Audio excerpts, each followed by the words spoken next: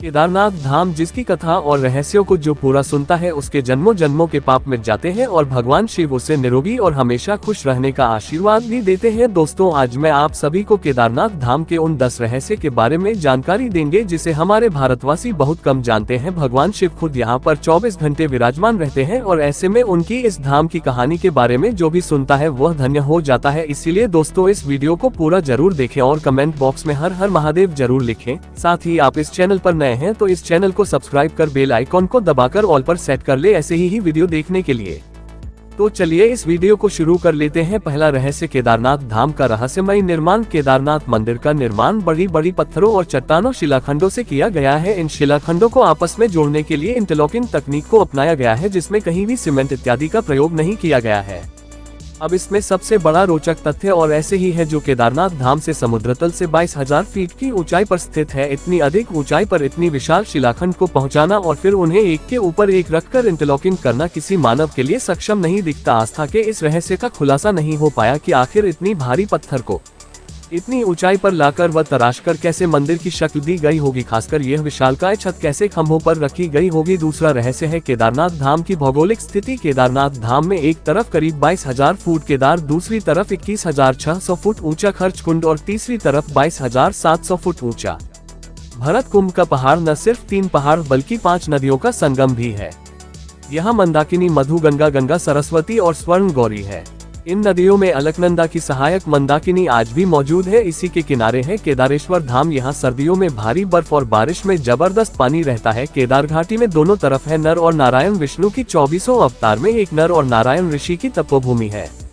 दूसरी ओर बद्रीनाथ धाम है जहां भगवान विष्णु विश्राम करते हैं। तीसरा, केदार में शिवलिंग की स्थापना कैसे और क्यों हुई। जब महाभारत युद्ध के बाद पांडवों पर अपने भाइयों और सगे संबंधियों की हत्या का दोष लगा था, तब भगवान श्री कृष्ण ने उन्हें भगवान शिव से क्षमा मांगने का सुझाव दिया था, लेकिन शिव जी पांडवों को क्षमा नहीं करना चाहिए आते थे, इसलिए वो पांडवों के सामने न आने के लिए बैल यानी नंदी का रूप धारण कर लिया और पहाड़ों में मौजूद मवेशियों में छिप गए थे। लेकिन गदाधारी भीम ने उन्हें देखते ही पहचान लिया। तब भगवान शिव का दर्शन पाने के लिए पांडवों ने एक योजना बनाई और भीम ने विशाल रूप धारण करके अपने दोनों पैर केदार पर्वत के दोनों ओर फैला दिए। सभी पशु भीम के पैर के नीचे से गुजर गए, लेकिन भैंस के रूपी भगवान शिव भीम के पैर के नीचे से नहीं निकले। तब भगवान शिव को पहचानकर उस भैंस को पकड़ना चाहा तो वह भैंस धरती में समाने लगा। तभी भीम ने भैंसे का पिछला भाग कसकर पकड़ लिया। भगवान शिव पांडवों की भक्ति से प्रसन्न होकर उन्हें दर्शन देकर पाप मुक्त कर दिया। कहा जाता है कि तभी से भगवान शिव यहाँ भैंस की पीठ की आकृति के रूप में पूजे जाते हैं। मान्यता है कि इस भैंस का मोह नेपाल में निकला, जहाँ भगवान शिव की पूजा पशुपतिनाथ के रूप में की जाती है। चौथा रहस्य, इस मंदिर का निर्माण किसने और क्यों किया। ऐसा कहा जाता है कि इस मंदिर के निर्माण के पहले यहाँ पर एक दूसरा मंदिर हुआ करता था जिसे पांडवों ने बनाया था, लेकिन वक्त के थपेड़ों की मार के चलते यह मंदिर विलुप्त हो गया। उसके बाद जगतगुरु आदि शंकराचार्य जी केदारनाथ आए और फिर उन्होंने इस मंदिर का निर्माण करवाया। इस मंदिर के पीछे ही उनकी समाधि है। इसका गर्भगृह अपेक्षाकृत प्राचीन है, जिसे 8वीं शताब्दी के लगभग का माना जाता है। पहली 10वीं शताब्दी में मालवा के राजा भोज द्वारा और फिर 3वीं शताब्दी में मंदिर का जीर्णोद्धार करवाया था। 5वां, केदारनाथ धाम और रामेश्वर धाम का एक सीध में होना। दोस्तों, आपको जानकर आश्चर्य होगा कि एक रेखा पर बने हैं केदारनाथ और रामेश्वरम मंदिर। केदारनाथ मंदिर को रामेश्वरम मंदिर की सीध में बना हुआ माना जाता है। उक्त दोनों मंदिर के बीच में कालेश्वर श्रृंखला हस्त मंदिर, एक अमरेश्वर मंदिर, कांचीपुरम मंदिर और नटराज मंदिर और रामेश्वर मंदिर आता है।